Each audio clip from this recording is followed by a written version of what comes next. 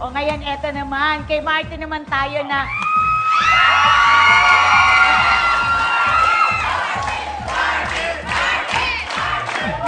Eto pa lang si Martin, part Spanish, bread, and human.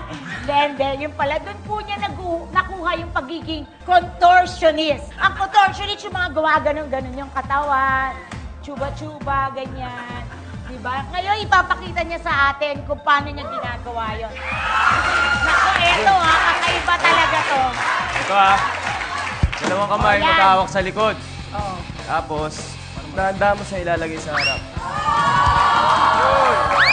Grabe. Ayan.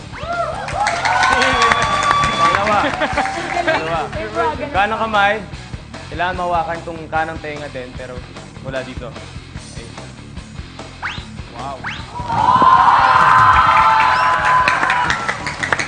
Grabe. Pangatlo, subukan nyo. Mukhang madali, pero subukan nyo. Ayan. Hawak sa ilo. Pasok yung elbow. Dapat tagos. Hindi, pag gano'n ha. Bawal pag ganyan. Pag gano'n.